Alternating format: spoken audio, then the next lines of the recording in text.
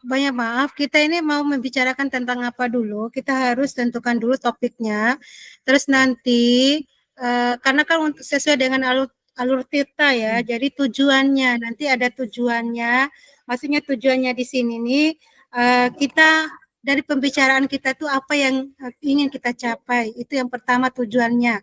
Terus yang kedua nanti ada identifikasi ya. Identifikasi ini permasalahan apa yang menjadi permasalahan kita. Nah, di situ nanti cenderungnya kita akan melihat bagaimana kelemahan kita, terus bagaimana kekuatan kita ya.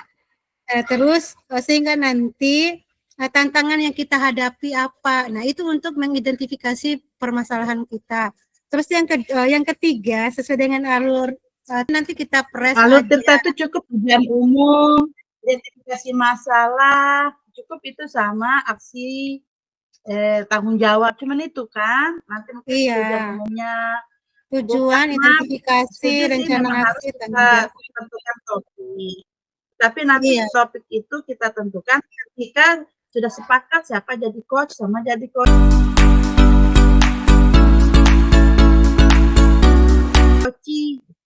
Iya. Tapi sepakati siapa yang duluan gitu aja. Kita mulai saja ya. Baik. Assalamualaikum semua teman-teman.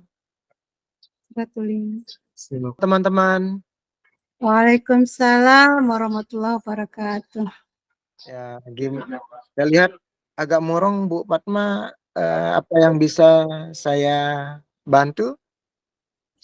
Ya, terima kasih Pak Arifin. Ini lagi banyak pekerjaan nih Pak Arifin yang harus sesuai deadline. Jadi itu membuat saya murung. Begitu ya. Jadi kira-kira apa yang akan menjadi rencana pertemuan kita sehingga bisa terselesaikan nanti apa yang menjadi pekerjaan Bu Fatma? Iya, gini nih Pak Arifin, yang menjadi tujuan saya pada pembicaraan kita ini adalah saya punya masalah ini, ya, yaitu tentang bagaimana cara memotivasi siswa untuk lebih aktif belajar. Oh, begitu ya. Kalau menurut Bu Fatma, rencana aksi apa yang akan bisa memotivasi untuk siswanya biar berjalan dengan lancar? Kira-kira seperti apalah begitu Pak Bu Fatma? Ya, jadi yang menjadi agar aktivitas belajar ini lebih aktif ini, ya, saya harus bisa meningkatkan partisipasi siswa dalam diskusi kelas dan meningkatkan kompetensi mereka. Itu yang akan saya fokuskan nanti Pak Arifin. Oh, begitu ya. Kalau begitu, yang biasa Ibu Fatma lakukan seperti biasa membagi waktu sehingga padat, kira-kira ada enggak hal lain yang bisa meningkatkan efektivitas dalam beraktivitas seperti biasa? Ya, jadi di sini saya juga harus membuat pembelajaran yang lebih bervariasi dengan metode-metode serta pendekatan yang bisa lebih siswa itu berperan aktif. Ya, mungkin itu yang akan saya lakukan nanti Pak Arifin.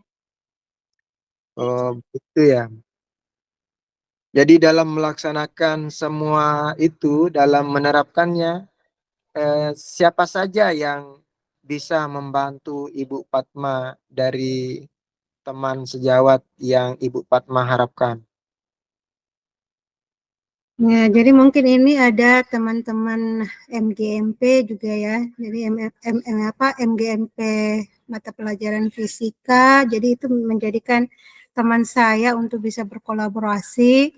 Jadi nanti saya akan dalam MGMP itu kami akan membuat suatu metode ya, metode pengajaran yang bisa menarik ya minat dan aktivitas siswa itu lebih aktif lagi. Nah, sehingga nanti yang akan menjadi teman untuk saya berkolaborasi itu bisa juga teman sejawat saya, yaitu teman-teman yang ada di dalam MGMP Fisika. Jadi seperti itu ya. Kira-kira kalau menurut Ibu Padma sehingga akan berjalan dengan lancar apa yang Ibu Padma rencanakan. Jadi strategi apa yang bisa Ibu Padma buat begitu? Ya, jadi strategisnya ini otomatis saya akan membuat apa namanya jadwal khusus ya. Jadi membuat dulu ada jadwalnya, terus setelah itu akan membuat jurnal ya, jurnal dan juga lembar evaluasi siswa dan juga yang paling utama itu adalah membuat media pembelajaran agar siswa itu termotivasi. Nah, dari media-media ini akan bisa meningkatkan minat belajar siswa. Nah, itu yang strategis yang akan saya lakukan itu yang pertama adalah dengan membuat media pembelajaran yang menarik. Terus setelah membuat pembelajaran menarik ini, otomatis di situ ada juga apa namanya lembar observasi ya dan juga lembar refleksi ya. Apakah dari aktivitas tadi itu apakah sudah meningkat untuk peningkatan aktivitas belajarnya atau gimana? Mungkin seperti itu. Pak Arifin. Baik, terima kasih. Jadi Ibu Padma sebenarnya sudah mampu mengatur waktu. Namun adakah prioritas dulu supaya berjenjang, supaya berurutan begitu apa yang dilakukan Ibu Padma sehingga nanti apa namanya aktivitas maupun rutinitas seperti biasa Ibu Padma berjalan dengan lancar. Ya, jadi karena ini di tahun ajaran baru, otomatis saya sudah membuat rancangan-rancangan ya, sehingga bisa yang menjadi masalah saya itu bisa terfokuskan. Ya, jadi saya sudah membuat RPP atau modul ajar ya yang seperti yang diterapkan kemarin itu yang tetap yang berdiferensiasi, terus nanti bisa juga kita mengelompokkan siswa sesuai dengan gaya belajar mereka. Terus setelah itu kita membuat pembelajaran itu menarik ya. Insya Allah itu sudah saya siapkan untuk ajaran baru ini dan tinggal di action saja. Mungkin seperti itu, Pak Arif. Itu sudah bagus semuanya dari rancangan pembelajaran Ibu Padma. Dari kepadatan apa yang Ibu Padma lakukan, berarti di sana Ibu Padma sudah mengatur juga jangka waktunya sehingga nanti tidak akan merasa kebingungan ini belum selesai, tetapi dihadapkan oleh kegiatan yang baru lagi. Berarti dengan jangka waktu yang Ibu Padma tentukan, apakah itu sudah efisien atau bagaimana Bu Padma? Ya, karena ini kan sesuai dengan jam pelajaran ya. Jadi akan include dalam jam pelajaran. Jadi tidak ada lagi yang masalah-masalah yang akan muncul berikutnya. Karena ini kan tentang kita bagaimana cara meningkatkan motivasi belajar siswa. Otomatis kita memberikan pembelajaran-pembelajaran yang menarik. Insya Allah tidak akan ada yang bertentangan dengan masalah-masalah yang akan datang karena memang itu sudah masuk dalam jam pelajaran. Mungkin seperti itu Pak Arifin. Baik Bu Padma. Jadi kalau sudah menentukan sedemikian itu, jadi kira-kira apa yang menjadi ukuran keberhasilan aksi daripada Ibu Padma nantinya? Ya, seperti yang sudah saya jelaskan tadi, otomatis yang menjadi ukuran keberhasilan itu adalah tadi otomatis kita melihat ada lembar evaluasi, ya. Jadi di situ dari lembar evaluasi itu bisa juga kita menilai mereka itu dengan tes kognitif, terus lembar observasi pada saat kegiatan pembelajaran, dan yang paling besar itu adalah refleksi terhadap anak-anak dan juga terhadap diri saya sendiri. Ya, sehingga nanti bisa kita tanyakan kepada siswa apakah mereka tuh perasaannya mereka setelah mempelajari fisika itu dengan gaya yang kita berikan, dengan metode yang kita berikan dan sebagainya, itu bisa menjadi ukuran dari keberhasilan yang sudah saya rancang tadi.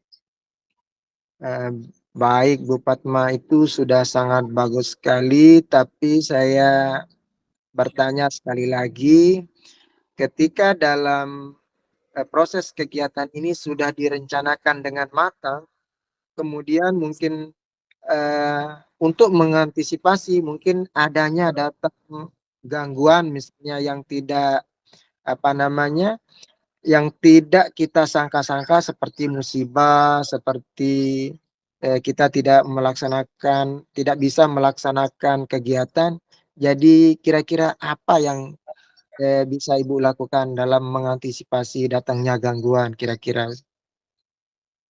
Ya, jadi untuk mengatasi hal semacam itu otomatis ya yang akan kita lakukan itu, karena tadi sudah saya jelaskan di awal ada forum MGMP, jadi kita kan kelas paralelnya otomatis ya pembelajarannya juga itu sama, sehingga nanti ketika ada suatu hal yang akan terjadi, misalnya saya sakit dan sebagainya, akan digantikan oleh teman-teman yang berada di dalam MGMP fisika itu sendiri. Karena ini kan kelasnya paralel ya. Saya misalnya ada 8 kelas, saya mengajar 4 kelas, dan 4 kelas itu teman saya yang lain. Karena tadi itu sudah ada MGMP-nya, otomatis kami apapun yang kami pelajarin itu sama. Materi-materi atau konten-konten yang kita ajarkan sama. Jadi nanti ada teman saya itu yang akan bisa menggantikan ketika permasalahan-permasalahan itu muncul dari dalam diri saya.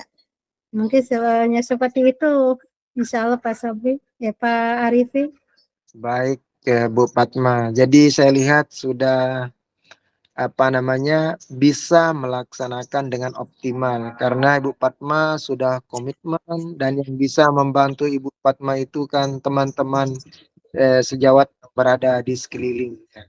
Jadi saya rasa Ibu Padma sudah mampu melaksanakan komitmen itu dengan merancang sebuah pembelajaran di mana ada segala macam gangguan dan lain sebagainya, antisipasinya sudah dipersiapkan.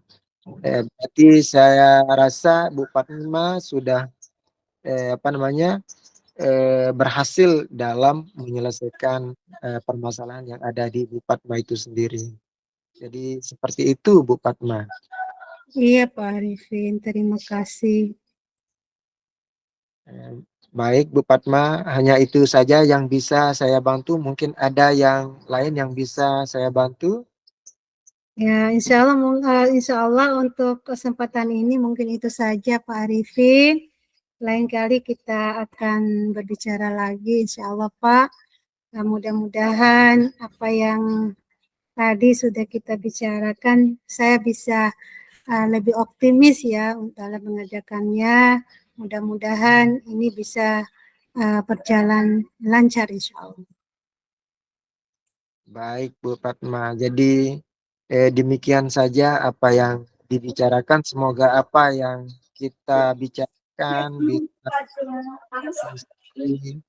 jadi itu bisa bermanfaat buat saya pribadi dan juga untuk Bu Padma. Iya, Sekian. makasih.